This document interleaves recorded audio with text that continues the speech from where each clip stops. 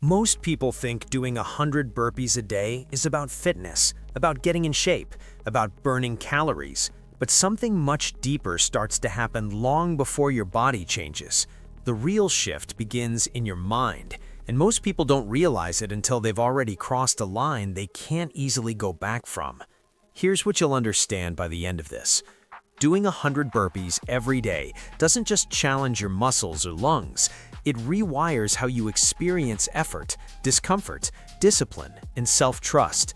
It changes how your brain responds to stress, resistance, and even boredom. And once you understand what's actually happening, you'll never look at hard habits the same way again. At first, the idea alone creates resistance. Your brain reacts before your body ever moves.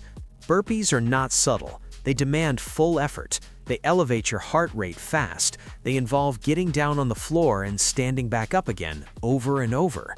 From a psychological perspective, this triggers a threat response, not because it's dangerous, but because it feels costly. High effort, high discomfort, uncertain reward. In the early days, your brain tries to protect you. It generates excuses, not loud ones, quiet ones. You can do them later. You're too tired today. One day off won't matter. This isn't laziness, it's energy conservation. The human brain evolved to avoid unnecessary strain. When you voluntarily choose something hard, especially every day, you're pushing against a deeply ingrained survival instinct. The first week is where most people quit, not because they can't physically do the burpees, but because their nervous system hasn't adapted yet. Your heart rate spikes quickly, your breathing feels chaotic, your muscles burn. But what feels overwhelming is the mental noise, the constant awareness of effort, the feeling that it's never comfortable. This is where something important starts to happen. Repetition reduces novelty. As days pass, your brain begins to predict the discomfort. When something is predictable, it becomes less threatening. The same physical sensation that felt unbearable on day 1 starts to feel familiar on day 7. Still hard, but no longer shocking. This is psychological adaptation, not physical conditioning. Around this point, many people notice a shift. The burpees don't feel easier, but they feel less dramatic. Your mind stops catastrophizing the effort. You stop negotiating with yourself as much. You simply start. This matters far beyond exercise. You're training your brain to engage with difficulty without emotional escalation. Ask yourself this: how often do you avoid things not because they're impossible, but because they feel uncomfortable to begin? As the days continue, your body adapts in visible ways. Your cardiovascular system becomes more efficient, your legs and core get stronger, your recovery improves. But inside your brain, something quieter and more powerful is happening. Your tolerance for effort increases. Tasks that once felt draining start to feel manageable. Psychologically, burpees are unique because they compress effort. There's no slow build, no gentle warm-up into intensity. You drop down, you jump up, and your heart rate responds immediately. This trains your nervous system to handle sudden stress without panic.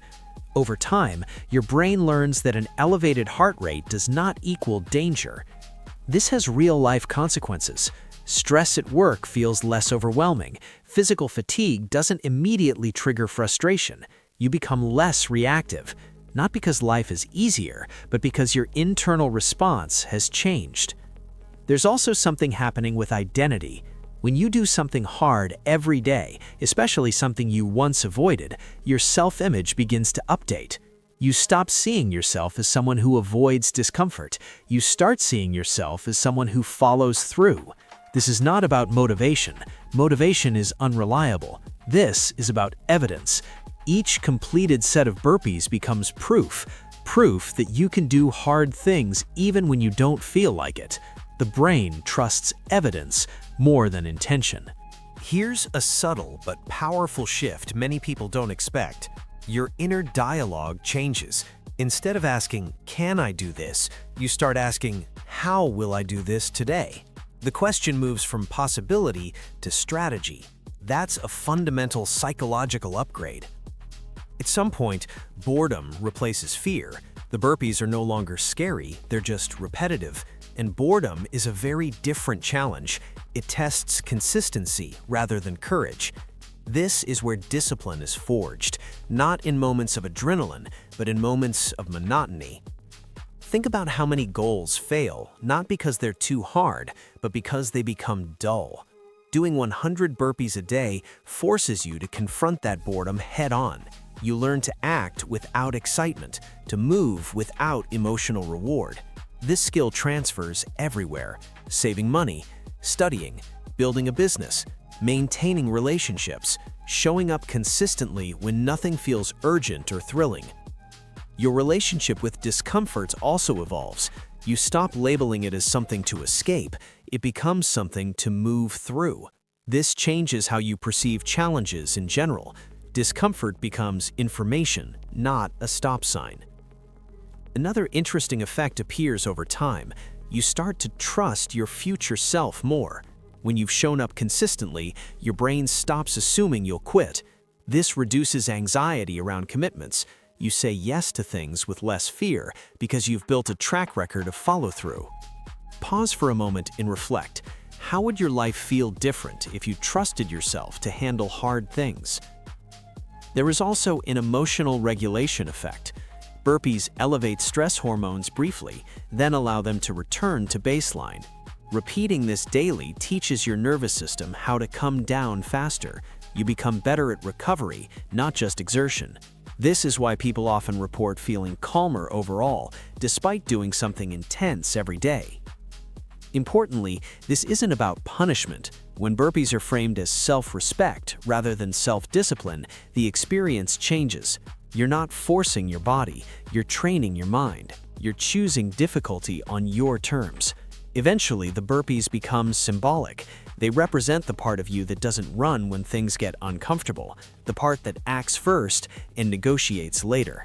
That identity starts showing up elsewhere, in conversations you used to avoid, in tasks you used to postpone. Of course, there are limits. The body needs recovery. The challenge isn't about ignoring pain or pushing through injury. Psychologically, it's about consistency with awareness, listening while still showing up. What makes this habit powerful is not the number 100, it's the daily exposure to effort, the repeated choice to engage rather than avoid. That's what changes behavior patterns at a deep level.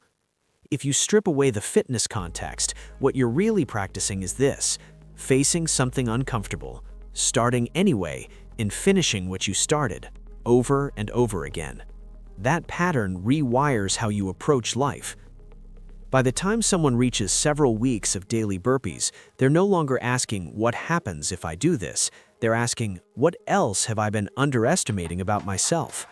That question alone is transformative. So if you're considering this challenge, understand what you're really stepping into, not a workout plan, but a psychological training ground, one where efforts becomes familiar, discomfort loses its power, and self-trust quietly grows. If this resonated with you, reflect on where else in your life avoidance might be costing you more than effort would. Share your thoughts or experiences, and if you want to explore more about how small daily challenges reshape the mind, stay connected. Sometimes the hardest movements lead to the clearest thinking.